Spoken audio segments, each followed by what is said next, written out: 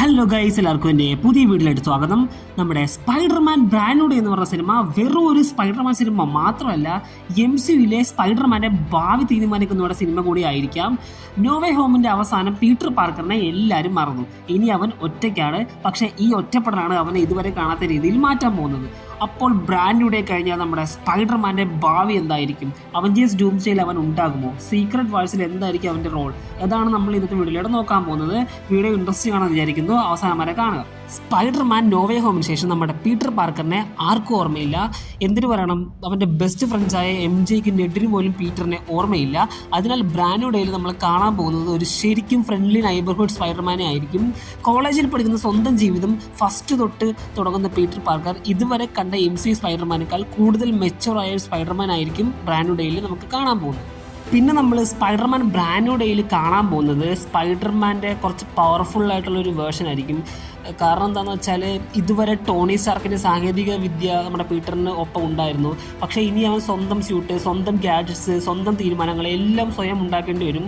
ഇതാണ് സ്പൈഡർമാൻ യാഥാർത്ഥ്യ കഥാപാത്രത്തിൻ്റെ ഒരു വളർച്ച എന്ന് പറയുന്നത്. ബ്രാൻഡ് കഴിഞ്ഞാൽ പീറ്റർ കൂടുതൽ അനുഭവ സമ്പന്നരും ആത്മവിശ്വാസമുള്ളൊരു ഹീറോ ആയി മാറാനുള്ള ചാൻസ് വളരെയധികം കൂടുതൽ. അടുത്ത് നമ്മൾ നോക്കുന്നത് സ്പൈഡർമാൻ അവഞ്ചേഴ്സ് ഡൂംസ്ഡേയിലേക്ക് വരുമോ ഇല്ലയോ എന്നാണ്. ഇതിന് രണ്ട് ചാൻസ് ഉണ്ട്. ഒന്ന് വരാനും വരാതിരിക്കാനുള്ള ചാൻസ് ഉണ്ട്. അത് നമുക്ക് വരാനുള്ള ചാൻസ് നോക്കാം. ബ്രാൻഡ് കഴിഞ്ഞ് സ്പൈഡർമാൻ നേരിട്ട് അവഞ്ചേഴ്സ് ഡൂംസ്ഡേയിലേക്ക് എത്താനുള്ള സാധ്യത വളരെ കൂടുതലാണ്. കാരണം MCU ഇപ്പോൾ ഡോക്ടർ ഡൂമിനെ കേന്ദ്രീകരിച്ചാണ് മുന്നോട്ട് പോകുന്നത്. അത്ര വലിയൊരു ഭീഷണി വന്നാൽ സ്പൈഡർമാൻ മാറി നിൽക്കാൻ സാധ്യത വളരെ കുറവാണ്. നോ വേ ഹോമിലെയും മൾട്ടിവേഴ്സ് അനുഭവിച്ച ഒരാളായതിനാൽ ഡൂംസ്ഡേയിൽ അവന് വലിയ പങ്ക് ലഭിക്കാനും സാധ്യതയുണ്ട്. പക്ഷേ ഇനി നമുക്ക് പുള്ളി വരാതിരിക്കാനുള്ള ചാൻസ് നോക്കിക്കഴിഞ്ഞാൽ ഇതൊരു റൂമർ മാത്രമാണ്. സ്പൈഡർമാൻ ബ്രാൻഡ് ഡേയിൽ സ്പൈഡർമാൻ മരിക്കുമോ എന്നുള്ളൊരു റൂമർ ഭയങ്കരമായിട്ട് കത്തിക്കയറുന്നുണ്ട് ഇപ്പോൾ. അപ്പം അതുകൊണ്ട് തന്നെ ഡൂംസ്ഡേയിൽ സ്പൈഡർമാൻ ഉണ്ടാകും എന്നുള്ള കാര്യത്തിൽ ഡൗട്ടാണ്. ടോബി മാഗ്വയർ ഉണ്ടാകും എന്നൊക്കെ പറയുന്നു. അത് ഏറെക്കുറെ കൺഫേം ആയിട്ടുള്ള കാര്യമാണ്. പക്ഷേ നമ്മുടെ ടോമിൻ്റെ സ്പൈഡർമാൻ ഉണ്ടാകും എന്നുള്ള കാര്യത്തിൽ വളരെയധികം ഒരു ഡൗട്ടാണ്. കാരണം ഡൂംസ്ഡേയുടെ ട്രെയിലറിൽ പോലും നമ്മുടെ ടോമിൻ്റെ സ്പൈഡർമാനെ കാണിച്ചിട്ടില്ല. ഇത്രയും വലിയൊരു ഹീറോ ആയിട്ട് പോലും നമുക്ക് സ്പൈഡർമാനെ ട്രെയിലറിൽ കാണാൻ സാധിച്ചിട്ടില്ല. നമുക്ക് പറയാൻ പറ്റില്ല ടോം ഉണ്ടോ ഇല്ലയോ എന്ന്. നമുക്ക് എന്തായാലും അത് പടം കഴിഞ്ഞിട്ടേ അറിയാൻ പറ്റുള്ളൂ. ഇനി നമുക്ക് സീക്രട്ട് വാഴ്സിൽ നമ്മുടെ സ്പൈഡർമാന് വലിയൊരു മേജർ റോൾ കൊടുക്കോ ഇല്ലേ നമുക്കൊന്ന് നോക്കാം. മാർവൽ കോമിക്സിലെ സീക്രട്ട് വാഴ്സിൽ സ്പൈഡർമാൻ വളരെ പ്രധാനപ്പെട്ട ഒരു കഥാപാത്രമാണ്. MCU അതേ കഥ പകർത്തിയില്ലെങ്കിലും സ്പൈഡർമാന് വലിയ പ്രാധാന്യം നൽകാനുള്ള ചാൻസ് വളരെയധികം കൂടുതലാണ്. ടോം ഹോളണ്ടിൻ്റെ സ്പൈഡർമാൻ ഇപ്പോൾ MCUവിലെ ഏറ്റവും ജനപ്രിയ ഹീറോകളിൽ ഒരാളാണ്. അതിൽ നമുക്ക് തർക്കമൊന്നുമില്ല. അതുകൊണ്ട് തന്നെ സീക്രട്ട് വാഴ്സിൽ ഒരു വലിയ ഇമോഷണൽ മുഹൂർത്തങ്ങളും പ്രധാന ആക്ഷൻ സീൻസുകളും പീറ്ററിന് ലഭിക്കുന്ന പല ആരാധകരും പ്രതീക്ഷിക്കുന്നു.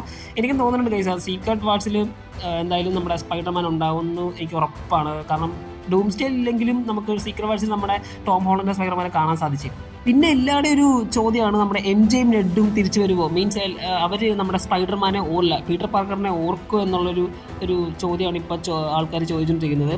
ഇതിനിപ്പോൾ ഒഫീഷ്യലി ആയിട്ടുള്ളൊരു സ്ഥിരീകരണമൊന്നും ഇല്ല. പക്ഷേ ഭാവി സിനിമകളിൽ MJയും പീറ്ററും വീണ്ടും ഒന്നിക്കുന്ന ഒരു കഥ മാർവൽ ഒരുക്കാൻ വളരെയധികം ചാൻസ് ഉണ്ട്.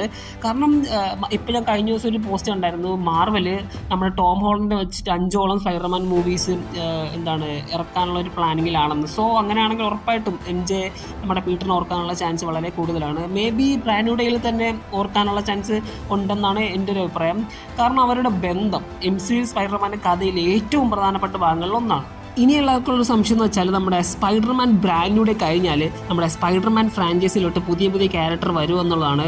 അതിനുള്ള ഉത്തരം എന്ന് വെച്ചാൽ ഉറപ്പായിട്ടും വരും ഗൈസ്. അതിൽ യാതൊരു സംശയമില്ല. അതിപ്പം ഇപ്പോൾ ഉള്ള റൂമർ എന്ന് വെച്ചാൽ ബ്ലാക്ക് കാറ്റ്, മൈൽസ് മൊറേലസ്, വെനം എന്നുള്ള ക്യാരക്ടേഴ്സിൻ്റെ ഒക്കെ പേര് ഉയർന്നു കേൾക്കുന്നുണ്ട്. നമ്മൾ വെനത്തിനെ കുറിച്ചൊരു വീഡിയോ ചെയ്തിട്ടുണ്ട്. അത് നിങ്ങൾ കാണാത്തവരുണ്ടെങ്കിൽ ഒന്ന് വാച്ച് ഔട്ട് ചെയ്ത് നോക്കുക. അപ്പം MCU ഇങ്ങനത്തുള്ള ക്യാരക്ടേഴ്സിനെ കൊണ്ടുവരാനായിട്ടുള്ള ഒരു പ്ലാനിങ് നടക്കുന്നുണ്ടെന്നാണ് അറിഞ്ഞത്. ഇവയിലൊന്നും ഇപ്പോൾ ഒഫീഷ്യലായിട്ട് കൺഫേം ഒന്നുമല്ല, പക്ഷേ വരാനുള്ള ചാൻസ് വളരെ കൂടുതലാണ്. വെനമാണ് എനിക്ക് ഏറ്റവും കൂടുതൽ ചാൻസ് തോന്നുന്നത്. മേ ബി വെനം നമ്മുടെ ബ്രാൻഡ് ഡേയിൽ തന്നെ വരാനുള്ള ചാൻസ് വളരെയധികം കൂടുതലാണ്. അപ്പം ഗേസിന് ആദ്യമേ പറഞ്ഞതുപോലെ തന്നെ നമ്മുടെ സ്പൈഡർമാൻ ബ്രാൻഡ് ഡേ എന്ന് പറഞ്ഞത് വെറും ഒരു സ്പൈഡർമാൻ സിനിമ മാത്രമല്ല, സ്പൈഡർമാൻ്റെ ഭാവി തീരുമാനിക്കുന്ന സിനിമയും കൂടെയാണ് നമ്മുടെ സ്പൈഡർമാൻ ബ്രാൻഡ് ഡേ എന്ന് പറയുന്നത്. അതുമല്ല, നമ്മുടെ സ്പൈഡർമാൻ്റെ പുതുജീവിതത്തിൻ്റെ തുടക്കം കൂടിയാണ് ഈ പടം. അപ്പോൾ ഈ സിനിമ വിജയിക്കുവാണെങ്കിൽ അവഞ്ചേഴ്സ് ഡൂംസ്ഡേ, സീക്രട്ട് വാർസ്, അതിനുശേഷമുള്ള MCUയിലും നമ്മുടെ സ്പൈഡർമാൻ കൂടുതൽ ഉത്തരവാദിത്തം ഏറ്റെടുക്കുന്ന ഹീറോയായി മാറാൻ വളരെയധികം ചാൻസ് ഉണ്ട്. അപ്പോൾ ഗൈസ് ഇതിൻ്റെ കൂടെ തന്നെ എനിക്കൊരു കാര്യം പറയണമെന്നുണ്ട്. ഇന്നലെ കണ്ടൊരു കാര്യമാണ്, നമ്മുടെ സ്പൈഡർമാൻ ബ്രാൻഡ് ഡേയിൽ എന്തോ കട്ടുണ്ടെന്നൊക്കെ ഇങ്ങനെ കേൾക്കുന്നു. ആദ്യമേ എനിക്ക് തോന്നുന്നു ഞാൻ ഇന്നലെ കണ്ടത് എന്തോ കിസ്സിങ് സീനാണ്ട് കട്ട് ചെയ്ത് മാറ്റിയെന്നാണ് ഞാൻ അറിഞ്ഞത്. പിന്നെ എന്തോ മോശപ്പെട്ട വാക്കുകൾ അവർ കട്ട് ചെയ്ത് മാറ്റിയിട്ടുണ്ട്. എനിക്കറിയത്തില്ല എന്താണ് ഇവരുടെ കുഴപ്പമെന്നുള്ളത്, സെൻസർ ബോർഡിൻ്റെ എനിക്കറിയില്ല എന്താണെന്ന്.